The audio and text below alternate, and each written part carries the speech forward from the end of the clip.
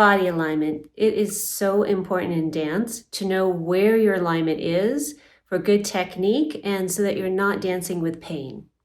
In this video, I'm going to show you how a plumb line will work in relation to both tango and ballet and things to think about in relation to that line, that vertical line from floor to ceiling. Next, I'm going to talk about lower extremity leg alignment when you're standing, especially when you're standing on single foot, whether you're in ballet doing an adagio, or you're in tango, or you're doing cross training, just standing on one leg. Very important to take a look at this before you see the other videos. And lastly, I'm going to give you my favorite cue to maintain good posture at all times. So for ballet dancers, I would like to talk about the plumb line, a vertical line that goes straight from the ceiling down to the floor and your body's relation to it. For good technique, your torso, your trunk, and your standing side should maintain good verticality in alignment with that plumb line for good technique. So if I stand in a first position, and I'm not a professional ballet dancer anymore, it's been many, many years, but I'm going to do what I can to demonstrate, so bear with me. If I'm in a first position, I should have a perfect plumb line between my fingers, my head, straight down the middle of my body to between my heels. If I'm standing and I'm slightly askew, my torso isn't straight, I have lost the relationship to that plumb line. Same thing with leaning on one foot or leaning to the other. I've lost my relationship to that plumb line.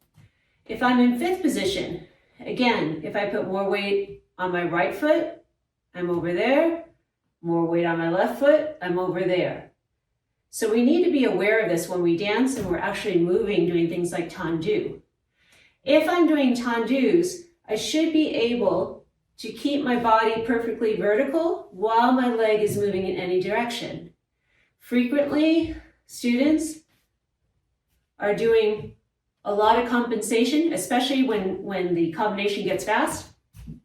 We see the hips moving a lot. That's moving away from that plumb line. We want to maintain stability of the trunk. Part of this has to do with strength, but part of it is also habit. So you need to think about changing the habits as well as doing cross training. Now let me talk about Passé.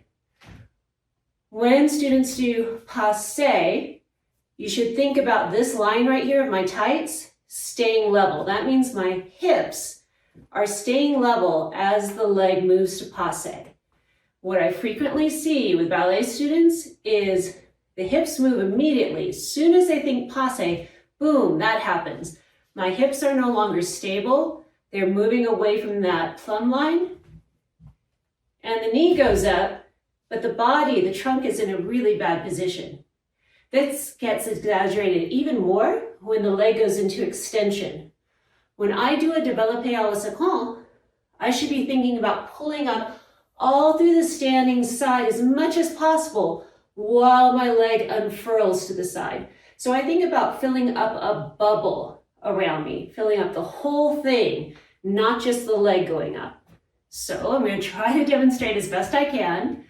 When I do a développé, my hips are level there, and then I'm pulling up through the standing side as my leg extends. Frequently, what I see dancers do is from Passé, even if the Passé is good, they'll shift their body to the side to get the leg up as high as possible. Any good teacher will see right through that as bad technique and poor strength. Same thing holds true in Arabesque.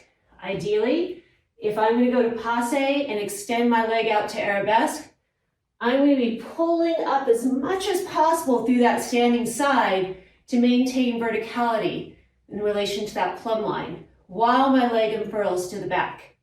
So from Passé, again, I'm going to do my best here. I'm pulling up through the standing side as my leg unfurls to the back. Now, excuse my standing leg. I know it wasn't perfectly straight. Now, when we do Arabesque, frequently I'll see forward leaning to get the leg up. Again, any teacher can see through that. Bad technique, bad core strength. You won't be able to turn in that position You won't be able to be partnered in that position. And if you're all the way out there, if you have to come into Passé and do something else afterwards, you're gonna have to move a whole lot and you're gonna lose your balance. So don't just think about the moving leg in ballet, think more about the standing side.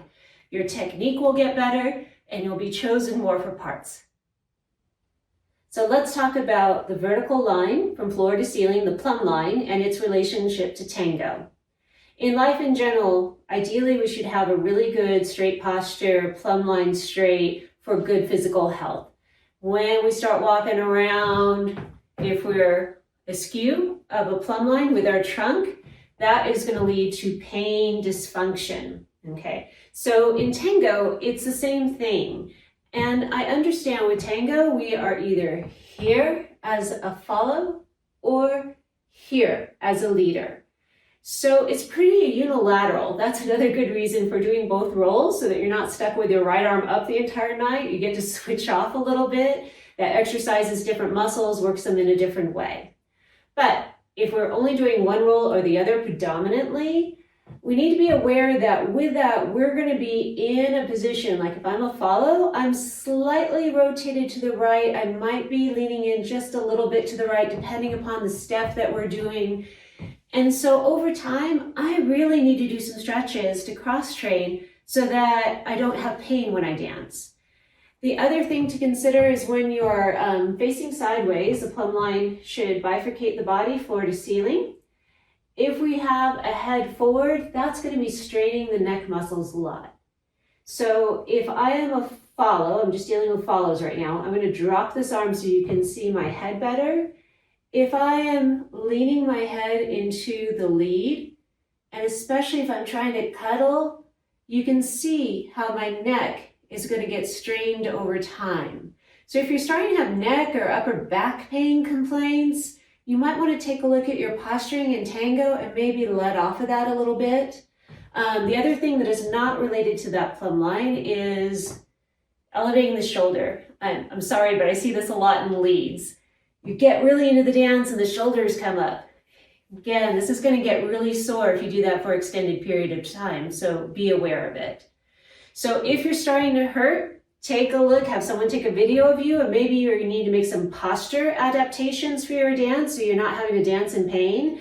And definitely you need to do some stretches when you're not dancing in order to keep the flexibility both ways, since tango, again, we either have that right arm up or we have that left arm up for hours at a time.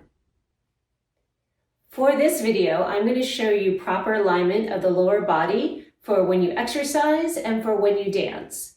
So that you can see my legs a little bit better, I'm going to zoom in for the rest of this. Okay, so here's a closer view of my legs with my tape on. Frequently, when I would see people in my clinic and assess their posture, I would see this.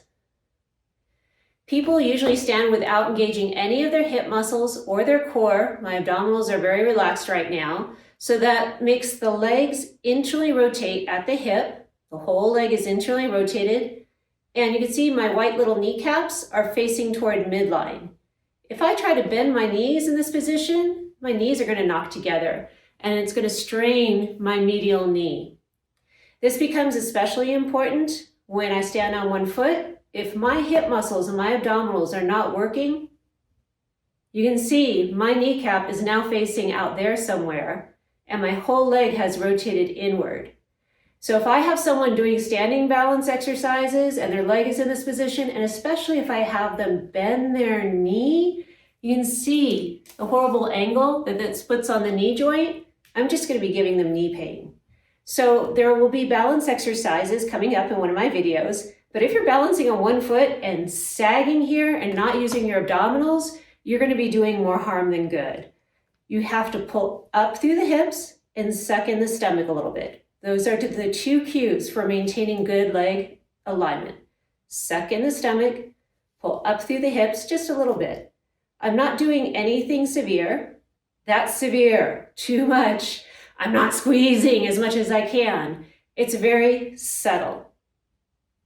When you stand on one foot, same thing. Lateral hip muscles, stomach engages. In tango with leads, I frequently see them lead something like an ocho, like this. You see all the twisting in the leg? That is going to put a strain on both the hip and the knee joint, and maybe cause some foot pain as well. Dissociation will be one of my next videos, and so I'd really look at that. The lower body should maintain stability as the upper body moves, or the lower body is moving as one unit while the upper body maintains stability. In tango, we pivot a million times, and each time we pivot, we should be lifting our heel, and the whole hip, knee, foot moves as one unit to maintain good alignment. I'm pulling up, I'm sucking in to maintain good alignment while I pivot to do things like ochos. For ballet dancers, I'm going to show a side view. Tango dancers, this might be helpful for you too. Okay, ballet dancers, I'm going to show you from the front really quick. First position, turning out. If I relax my hip muscles and I'm not using my posterior hip muscles and I don't use my abdominals, my core, watch those blue lines and the little white kneecap. You see how my kneecaps, those white little dots, are pointed forward now and the lines shifted inward? Okay, so I am rotated inward. In ballet, we get the correction, you're turning in. So if I engage my core, lift up out of the hips, and rotate using the posterior hip muscles. My kneecaps are now facing over my toes, and that's much better alignment. Let me show you from the side. Cut me a little slack. I don't dance professionally anymore, and I rarely take class now. So I'm going to relax. You see how my stomach is out, puts my hips out as well, the other side. My whole leg is rotated inward from the hip. My knee is facing forward, and look at my foot. It's rolling in. All the weight's on the big toe. When I first started teaching ballet classes, before I was a physical therapist, I would give a correction, you're rolling in with the whole foot down. But you see that only corrects part of the problem? The problem is up here. So now when I see someone rolling in, I look at the core and the hip first. Suck in the stomach. Pull up through the hips, squeeze the backside, engage those posterior hip muscles. And now my foot is flat on the floor. The same correction that I gave for tango dancers, lifting the heel and keeping hip, knee, foot alignment, is also important for ballet dancers. We do a lot of promenades where we have to keep hip, knee, foot alignment. If we don't lift up through the lateral leg and engage our abdominals, as well as work the posterior hip muscles, we're going to be wrenching our knee as we try to go around in a promenade. Same thing holds true for pirouettes. In pirouettes, if we wrench the knee and don't maintain good hip, knee, foot alignment, we're going to be causing damage to those structures. So hip, knee, foot, maintain engagement of the core, the abdominal muscles suck in, the lateral muscles pull up, and squeeze the backside for external rotation. This will also help free up your leg to do things like développés and get your leg up into high extension. If you are sitting in through the hip muscle and trying to get your leg high, you're not going to be getting anywhere. So this will also help you with your technique as a whole.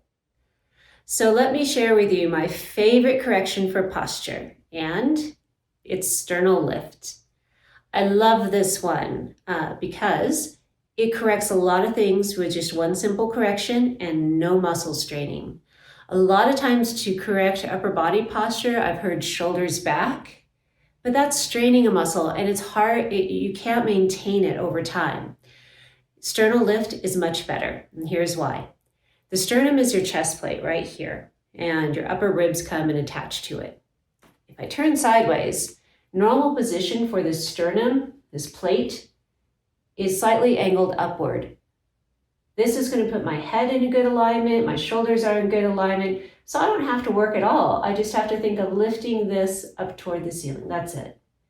If this comes straight, vertical to the floor, you can see what happens to my shoulder, my neck, and my head. They all come forward, and my upper back curve is exaggerated.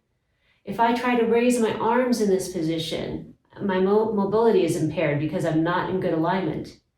Sternal lift, boom.